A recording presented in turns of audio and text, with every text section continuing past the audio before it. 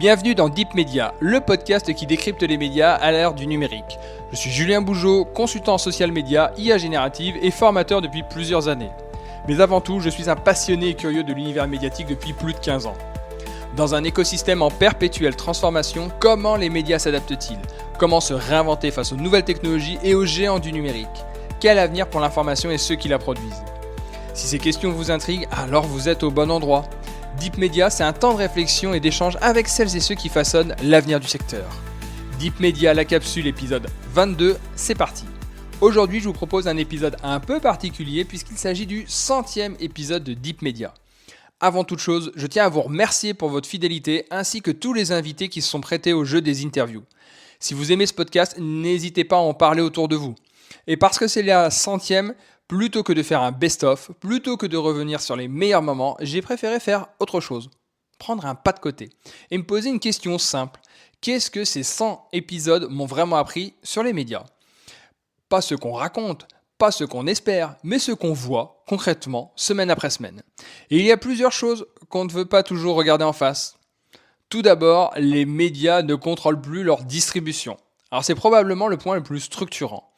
On l'a vu dans plusieurs épisodes, que ce soit avec la montée en puissance de YouTube, comme diffuseur d'événements mondiaux, ou plus récemment avec des formats comme celui de Squeezie, racheté par Banijay, etc. La création peut naître partout, mais la distribution, elle est concentrée. Aujourd'hui, publier ne suffit plus, parce que la question n'est plus « est-ce que mon contenu existe ?», mais « est-ce qu'il est montré ?» Et cette décision, elle n'appartient plus aux médias, elle appartient aux plateformes. Second enseignement de ces 100 épisodes de Deep Media, l'attention est devenue une infrastructure industrielle. On parle beaucoup de contenu, on parle beaucoup de format, mais en réalité, le vrai terrain de jeu, c'est l'attention.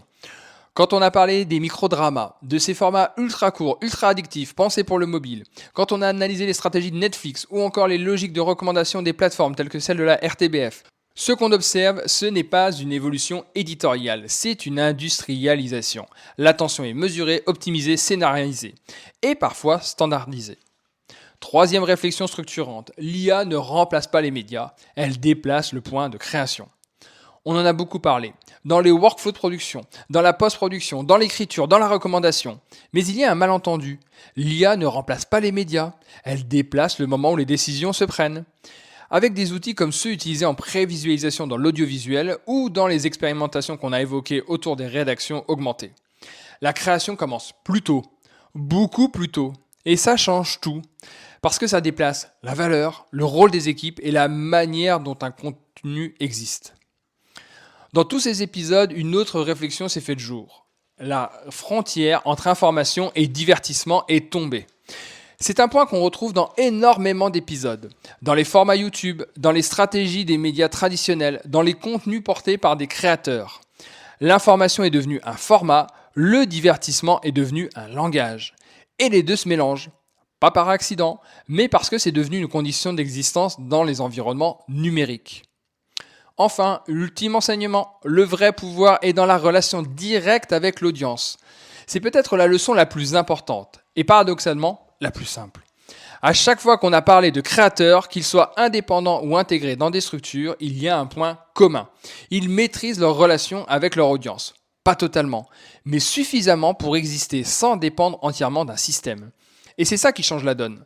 Parce que dans un monde où la distribution est instable, où les formats évoluent en permanence, la seule constante, c'est la relation. Si je devais résumer ces 100 épisodes, qu'est-ce que tout ça dit vraiment des médias d'aujourd'hui ? Je dirais qu'on n'est pas simplement dans une transformation des médias, on est dans une transformation de leur nature. Les médias ne sont plus seulement des producteurs de contenu, ce sont des systèmes, des interfaces, des points d'accès, des relations et parfois tout ça à la fois. Alors voilà, 100 épisodes plus tard, il y a peut-être une chose qu'on peut dire. Le problème des médias aujourd'hui, ce n'est pas la technologie, c'est de continuer à penser la production, la distribution et la relation à l'audience, comme si rien n'avait vraiment changé. Alors que tout a déjà basculé.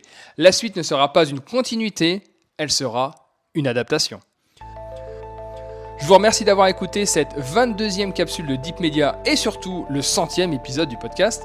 Une fois encore, merci pour votre fidélité. N'hésitez pas à réagir à ce sujet en commentaire. Deep Media, c'est désormais une newsletter mensuelle pour poursuivre l'exploration, ainsi qu'un chatbot de veille IA et médias appelé IA Media Lab. Pour accéder gratuitement à ces deux outils, je vous mets les liens en commentaire d'épisode. On se retrouve très bientôt pour un nouvel entretien avec celles et ceux qui font l'avenir des médias. En attendant, n'oubliez pas de vous abonner et de déposer les commentaires adéquats sur toutes les plateformes de podcast. À très bientôt.